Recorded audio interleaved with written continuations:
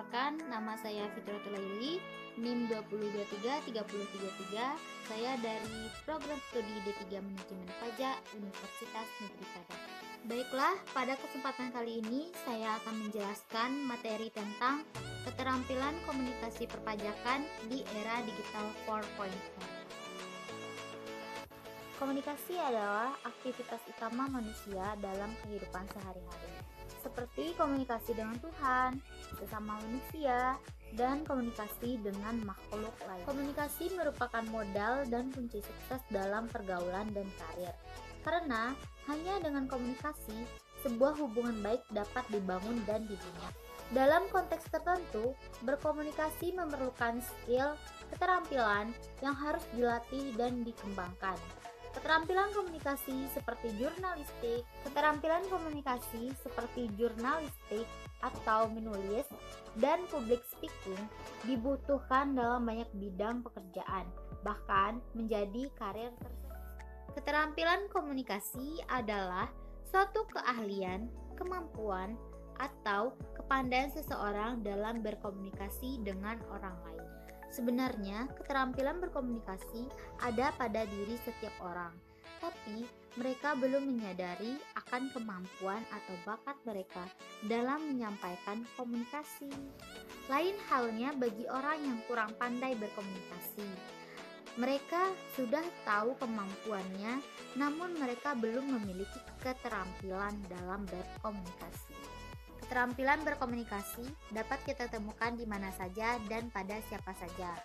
Karena keterampilan berkomunikasi bisa kita dapatkan apabila kita sering berkomunikasi dengan banyak orang. Dengan begitu, kita dapat memahami bagaimana kita seharusnya berkomunikasi sambil mengasah keterampilan berkomunikasi kita. Jenis-jenis keterampilan komunikasi.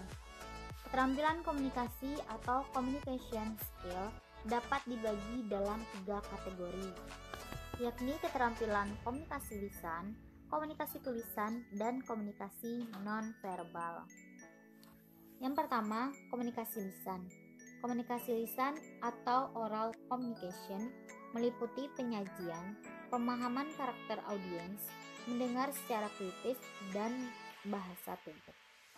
Komunikasi lisan adalah kemampuan untuk menjelaskan dan mempresentasikan ide secara lisan dalam bahasa yang mudah dimengerti oleh orang banyak.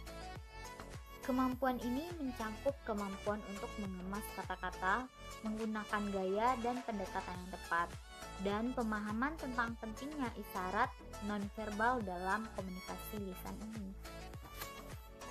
Teknik komunikasi lisan dikembangkan dalam ilmu atau teknik public speaking, presentasi, dan siaran radio atau televisi. Yang kedua, komunikasi tulisan. Komunikasi tulisan adalah kemampuan menulis secara efektif dalam berbagai konteks dan untuk berbagai khalayak dengan tujuan yang berbeda. Komunikasi tertulis memerlukan keterampilan latar belakang atau background skill seperti menulis akademis, mengedit, membaca secara kritis, dan pengajian data. Hal ini juga meliputi komunikasi elektronik seperti SMS, email, forum diskusi online, chat room, dan pesan instan. Yang ketiga, komunikasi nonverbal. Komunikasi nonverbal adalah kemampuan untuk mengekspresikan ide dan konsep melalui penggunaan bahasa tubuh, gerakan tubuh, gerak tubuh, ekspresi wajah, dan nada suara. Juga penggunaan gambar, ikon, dan simbol. Komunikasi nonverbal meliputi pemahaman audiens, presentasi personal, dan bahasa tubuh.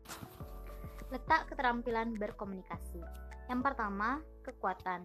Jangan menggunakan kata-kata yang sulit diucapkan dan dilafalkan. Lebih baik menggantikannya dengan kata-kata yang lebih mudah dicerna. Yang kedua, ragam bahasa.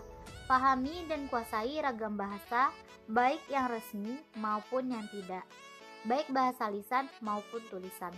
Serta pelajarilah ragam bahasa dalam suatu kalangan, kemudian gunakan bahasa tersebut di kalangan itu. Ketiga, kekuatan suara. Gunakan intonasi dan nada suara tempo, jeda, dinamika, dan ekspresi suara dengan baik dan benar. Ketika berkomunikasi, usahakan suara nafas tidak terdengar. Yang keempat, hindari aksen daerah. Hindari komunikasi yang menunjukkan aksen atau logat daerah yang terlalu kental. Memang jika kita berasal dari daerah tertentu, cukup sulit untuk menghilangkan aksennya, kecuali dalam hal melawan. Bagaimana jika kita masih sulit dalam menghilangkan aksen daerah atau logat bicara kita dalam berkomunikasi? Jika kita masih sulit untuk menghilangkannya, maka sebaiknya kita belajar untuk tidak terlalu jelas menampakkan suara logat daerah yang melekat pada suara kita. Karena apabila kita masih berkomunikasi dengan logat daerah pada komunikasi yang bukan sedaerah dengan kita, itu akan menyulitkannya untuk mencerna apa yang kita sampaikan. Yang terakhir, menjadi pendengar aktif.